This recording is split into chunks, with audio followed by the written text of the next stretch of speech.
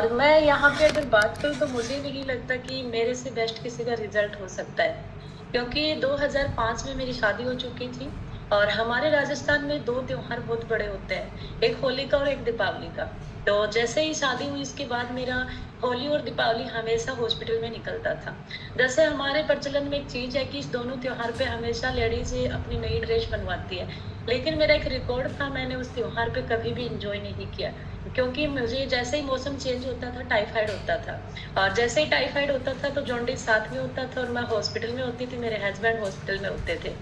और उसके बाद जैसे मैं अगर बात करूँ 4 साल से पहले की, मेरी 2.5 साल की जर्नी ऐसी रही है, जो कि मेरी उम्र के अकॉर्डिंग बात करूँ तो मैं 37 कंप्लीट कर चुकी हूँ। और उस टाइम जैसे 4 साल से पहले वो 2.5 साल मेरे लिए ऐसे निकले थे, मुझे बहुत फील होता था कि इस उम्र में एक लेडीज बेड पे आई। मैंने सर कंटिन्यू 2.5 साल बेड पे रेस्ट किया है और इस तरीके से किया कि राइट पैर से मैं कपड़े तक नहीं पहन पाती थी, मुझे डिस्क प्रॉब्लम हुआ था, मेरी L5 एंड LS1 ऐसे ब्लॉकेज हो गई थी। डॉक्टर मुझे सिर्फ एक ही चीज बोलते थे कि ऑपरेशन ही इलाज है, लेकिन सर मैंने मेरे ही गांव में डिस्क के ऑपरेशन देखे थे, वो एक भी सक्सेस नहीं था। तो मुझे लग रहा था कि ये जो प्रॉब्लम है, अगर मैं ऑपरेट करवाती हूँ तो मुझे वो प्रॉब्लम और फील करवाएगी। उस टाइम कंडीशन सर ये हो चुकी थी, थेरेपी करवा रहे थे और जगह जगह डॉक्टर के पास जा रहे थे। जैसे किसी पर्सन ने बताया कि ये करवाओ, जैसे कि अपने चारपाई बनवाते हैं, बनाते टाइम जैसे वो किले यूज किए जाते हैं, मैंने वो भी लगवाया, वहां से लगवा के आती थी, मेरे को ये बोलते थे इससे आराम हो जाएगा,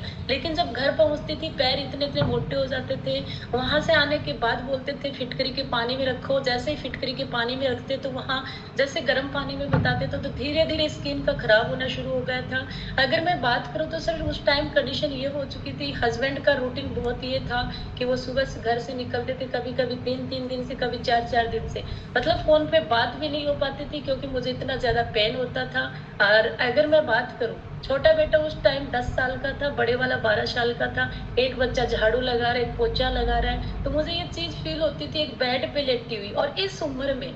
तो मुझे ये चीज बहुत अजीब लगती थी कि काश मैं कभी खड़ी हो पाऊंगी। तो मैं थैंक्स करना चाहती हूँ मेरे वेलनेस कोच का, जो कि मुझे सिर्फ बोलते ना इशारा करने के लिए।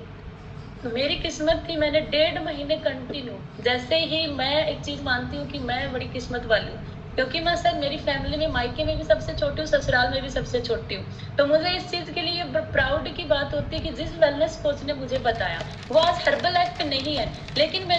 उन्होंने मुझे एक चीज बताई कि मेरी मौसी की लड़की है, उनका रिजल्ट है। तो आप पे बहुत परेशान हो, एक बार यूज करके देखो। मैंने 1.5 महीना लगा दिया था, मैं उनसे एक एक 1.5 घंटे बात करती थी, लेकिन